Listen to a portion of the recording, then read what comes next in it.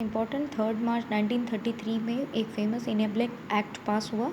ठीक है, this act establish dictatorship in Germany, जिससे जर्मनी में क्या हो गया, डिक्टेटरशिप यानी कि तानाशाही जो रूल था वो स्टार्ट हो गया। It give the Hitler all powers to sideline parliamentary and rule of decree. ठीक है, डिक्री तो यानी कि जो उसने पार्लियामेंट्री जो रूल थे उसको साइड करके उसने अध्यादेश यानी कि फरमान जारी करने शुरू कर दिए थे। किसने? हिटलर के इस एक्ट के through. All the political party और जितनी भी ट्रेड यूनियंस थी उन सभी पर पूरी तरह से बैन हो गया था। केवल नाजी पार्टी को ही सब तरह की छूट थी। The state establish complete control over the economy, media and army and judiciary. और पूरी स्टेट का जो इसमें एक अर्थव्यवस्था, मीडिया और जुडिशरी न्यायपालिका थी, तो उस पर सारा कंट्रोल किसका? जर्मनी या नाजी पार्टी का हो गया था। Special surveillance and security force was created to control the society in way the Nazi wanted. समाज और सोसाइटी को कंट्रोल करने नाजी पार्टी के लोगों जैसे रूल करना चाहते थे उस के अकॉर्डिंग उन्होंने कुछ सिक्योरिटी फोर्सेस की फॉर्मेशन की। A part of already existing regular police in green uniform. ठीक है, इससे पहले ही एक हरे यानी कि ग्रीन यूनिफॉर्म की जो पुलिस थी वो तो इस्टेब्लिश थी। इसके अलावा एसए और and the storm troopers, these include some Gestapo a secret state police है। इसके regarding question very important. Gestapo मतलब सीक्रेट स्टेट पुलिस। और एसएस जिसे गुप्तचर कहा जाता है, द एसएस प्रोटेक्शन सेक्वर्ड होता है यानी कि अपराध नियंत्रण के लिए। In criminal force and services ST कैसे सुरक्षा सेवा का, इन सभी चीज़ों का उन्होंने क्या किया? फॉर्मेशन की। It was the extra constitutional power was the newly organised form force to give the Nazi state to reputation in the most dreadful criminal state.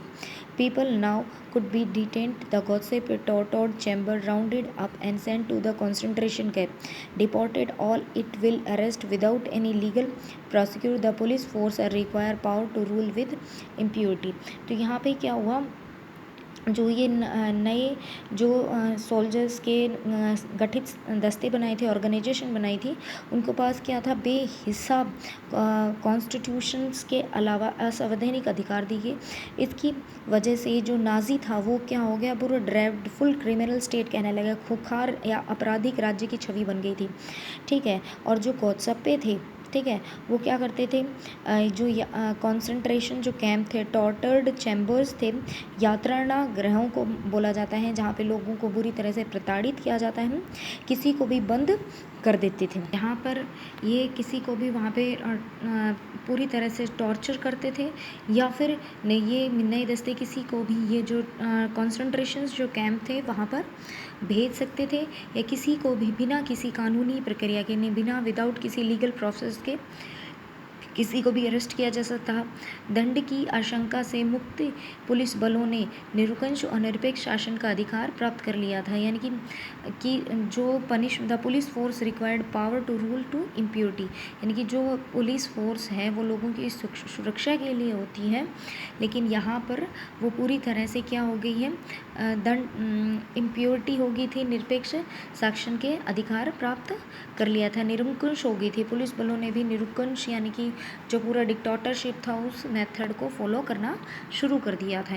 यहाँ पे रिकन्स्ट्रक्शंस है यानी कि पुनर्निर्माण। Hitler assigned the responsibility economy recovery to economist थे Hjalmar Schacht. ठीक है, ये इंपॉर्टेंट है। उसके इकोनॉमिक मिनिस्टर कौन थे? हॉलमार्क सॉस थे, who aim to full production and full employment through the state funded work creating programs. The project produced by the famous German superhighway and the people's car, the Volkswagen. तो यहाँ पे क्या है? जो अर्थशास्त्री थे उसने सॉफ्ट ने क्या किया? जो सरकारी पैसे से चलाई जाने वाले रोज़गार के जो प्रोजेक्ट थे उनको स्टार्ट किया, स्टेट फंड के थ्रू क्रिएशन, नई जॉब्स को क्रिएट किया। ठीक है, 100% प्रोडक्शन और 100% जॉब। ठीक है, तो इस तरह के प्रोग्राम उन्होंने स्टार्ट किए, लक्ष्य तय किया, और उन्होंने फेमस जर्मन सुपर हाईवे और जनता की कार वॉक्सवैगन, ठीक है, जनता की कार कौन सी? वॉक्सवैगन, जो ये प्रोजेक्ट्स थे ये उन्होंने स्टार्ट किए थे, ये उन लोगों की ही देन है। ठीक है, मशहूर पॉपुलर जर्मन हाईवे ये भी किसकी है, हॉलमर सच्चे सॉक्थ की देन है।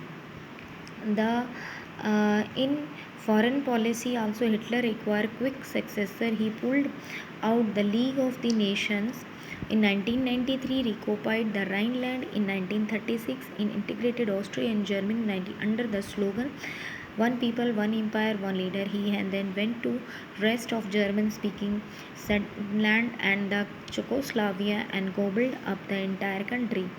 In the other, this had been unspoken support of England, which has considered the Versailles verdict too harsh. This quick successor at home and abroad seemed to reverse destiny of the country. तो यहाँ पर क्या है, जो उनकी foreign policy थी, foreign policy में भी हिटलर को काफ़ी सक्सेस मिली। इन 1933 में हिटलर ने क्या किया, लीग ऑफ नेशन से बिल्कुल अपने आप को अलग कर दिया। यहाँ इम्पोर्टेंट है, लीग ऑफ नेशन से अलग कर लिया है। और 1936 पर क्या दोबारा से उसने क्या कर लिया, राइनलैंड जो उसका रिसोर्सेज के मेन जो एरियाज़ थे उन पर दोबारा से कब्ज़ा कर लिया ना, ठीक है। और उन दोबारा कब्ज़ा किया और एक जो स्लोगन निकाला कि एक आदेश दिया कि एक जन एक साम्राज्य एक नारी की आड़ में 1930 मतलब इस स्लोगन्स के बिहाफ पे 1938 में उसने क्या किया है, जर्मनी ऑस्ट्रिया को जर्मनी में मिला लिया है, ठीक है। तो किस में मिलाया, कब मिलाया, 1938 में। ये भी इम्पोर्टेंट है, मर्ज कब कर दिया, ठीक है, इंटीग्रेटेड कर दिए गए, ठीक है। जर्मनी और ऑस्ट्रेलिया 1938 में राइनलैंड पे कब्ज़ा कर लिया, 1936 पर 1933 में लीग ऑफ नेशन से अपने आप को अलग कर लिया है उन्होंने।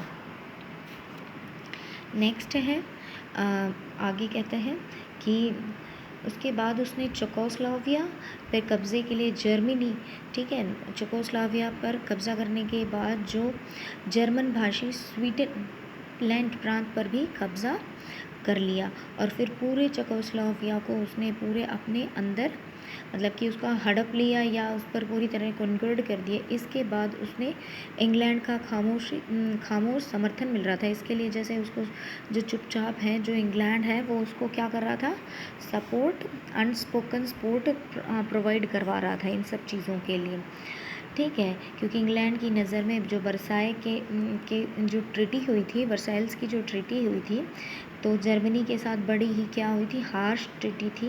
घरेलू और विदेशी मोर्चों पर, यानी कि होम घरेलू यहाँ पे हो गए घरेलू और ये हो गए हैं विदेशी यानी कि बाहर के।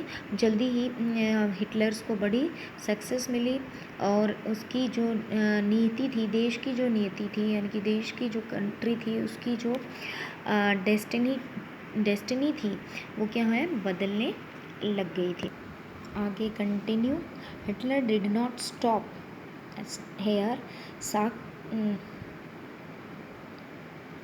Schacht has advised Hitler again investing hugely in the rearmament यानी कि हथियारमेंट वो state still ran on the deficit financing, causing people however had no place in the Nazi German. तो यहाँ पे क्या है, लेकिन हिटलर यहाँ नहीं रुका। साख्त ने मतलब कि वो साख्त ने उसे एडवाइज़ किया था, सलाह दी थी कि सेनाओं और हथियारों पे जो पैसा खर्च ना किया जाए, क्योंकि इससे जो गवर्नमेंट उनका बजट है फाइनेंशियली उनको प्रॉब्लम चल जाएगी। लेकिन नाज़ी जो पार्टी थी उसमें जो कॉजिशन क्रिएट करता था, ऑब्जेक्शन जो क्रिएट करता उसके लिए कोई जगह नहीं थी। However had no place in Nazi Schacht had to leave. और सॉफ्ट ने क्या कर दिया, अपने पद से रिज़ाइन दे दिया है उसने, हिटलर को हटा दिया, मतलब कि साख्त को हटा दिया गया।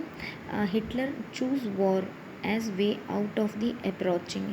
और हिटलर ने क्या है, अपनी इकोनॉमिक क्राइसिस को हटाने के ऑप्शन के लिए वॉर का ऑप्शन चुना, क्योंकि वह वर्ल्ड के बहुत ज़्यादा क्या है रिसोर्सेज जो दूसरे भंडार थे उनको कन्वर्ट करके अपनी इकोनॉमी को सुधारना चाहता था। इस पिक्चर को देखें, the poster announced you Volkswagen, such poster suggested that owning a car was no longer just the dream for a ordinary worker. तो यहाँ पे ये दिखा रखा है इस पोस्टर के द्वारा कि आप लोगों के पास अपनी कार हो सकती है, एक ऑर्डिनरी पीपल का ये एक सपना की तरह नहीं है, वो भी प्राप्त कर सकता है। और 1939 में जर्मनी इन्वेडेड पोलैंड। 1939 में रिसोर्सेज को इकट्ठा करने के चक्कर में 1939 में जर्मनी ने क्या कर दिया, पोलैंड पर अटैक कर दिया। और ही पोलैंड पर they started a war with France and England in सितंबर 1940। The tripartite pact was signed between Germany, Italy and Japan. तो कहते हैं यहाँ त्रिपक्षीय संधि हुई किसके बीच, जर्मनी, इटली और जापान के बीच 1940 में। इम्पॉर्टेंट है यहाँ पर, ठीक है। Strengthening the Hitler claim to international power, puppets regime supportive of Nazi German was install a large part of Europe, but the end 1940 Hitler was the pinnacle of his power. तो उसने क्या किया, इसकी वजह से यहाँ पे 39 पर उसने पोलैंड पर अटैक किया था। इसी वजह से फ्रांस और इंग्लैंड के साथ भी उसका युद्ध शुरू हो गया था, ठीक है। जब पोलैंड पर अटैक करने के बाद उसका फ्रांस और इंग्लैंड के साथ भी हो गया। 1940 में जर्मनी ने इटली और जापान के साथ त्रिपक्षीय जो ट्रीटी थी वो की, उस पर हस्ताक्षर किए। इस संधि में अंतर्राष्ट्रीय समुदाय हिटलर का दावा और मतलब कि इंटरनेशनल लेवल पर उसकी जो पावर थी वो बहुत मजबूत हो गई। यूरोप में ज़्यादातर देशों में नाज़ी जर्मनी का समर्थन करने वाले कठपुतली सरकारें बिठा दी गई, ठीक है कि ठीक है। यूरोप में ज़्यादातर ऐसी ही पपेट्स के रूप में क्या है, सपोर्टिव्स बिठा दिए गए।